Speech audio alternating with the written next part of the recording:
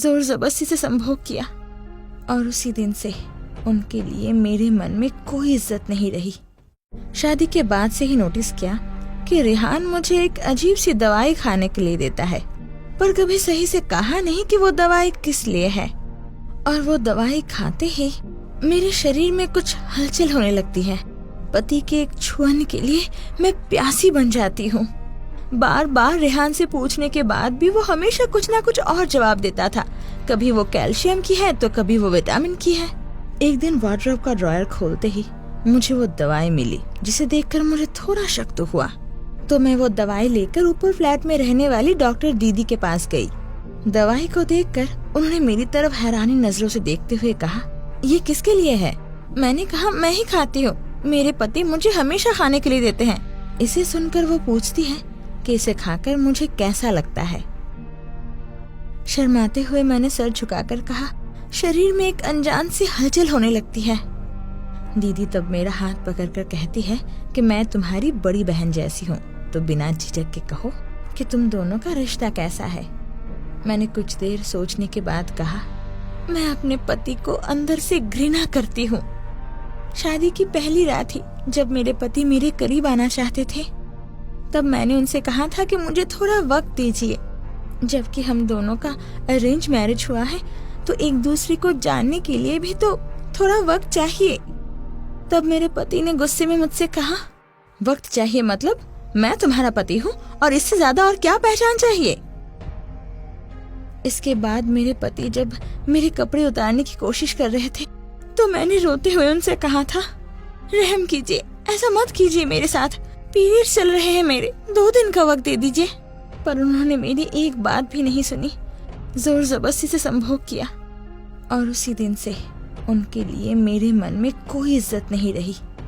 मेरे आंसू देखकर दीदी मेरे सर पर हाथ रखकर सहलाते हुए बोली, कुछ पुरुषों के लिए शादी मतलब किसी के शरीर को भोग करने का लाइसेंस मिल जाना, जैसे कि उनकी इच्छा अनुसार उनकी स्त्री को हमेशा उनकी लालसा पूरी करनी होगी। पर पति को भी पत्नी के सुख सुविधाओं का ख्याल रखना होगा। तुम्हारे पति तुम्हें बिना बताए ही ये दवाई रोज तुम्हें पिलाते रहे हैं, ताकि तुम्हें आसानी से करीब पा सके। पर ये तुम्हारे शरीर के लिए बहुत हानिकारक है और मुझे नहीं पता कि तुम अगला स्टेप क्या लेने वाली हो। पर याद रखना, भूखा रहकर भी परिवार चलाया जा सकता है, पर इंसान रूपी शैतान के साथ जिंदगी नहीं बिताई जा सकती।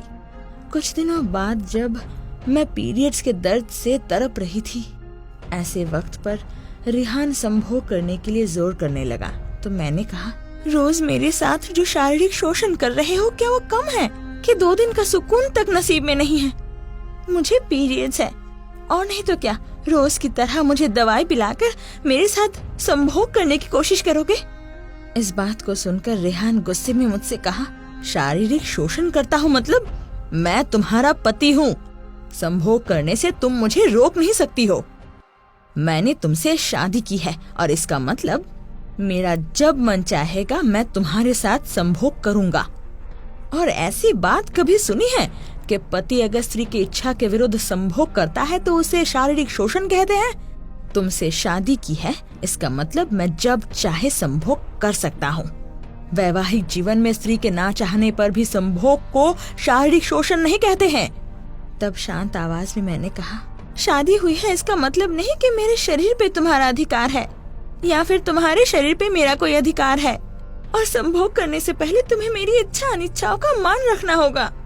मेरी बातों से गुस्से में आकर रेहान ने मुझे कस के थप्पड़ मारा। तब मैंने वार्डरोब खोलकर उस दवाई को उसके हाथ में देते हुए कहा, इस दवाई को खाकर जाओ किसी वेश्या के पास जाओ, पर मेरे पास नहीं।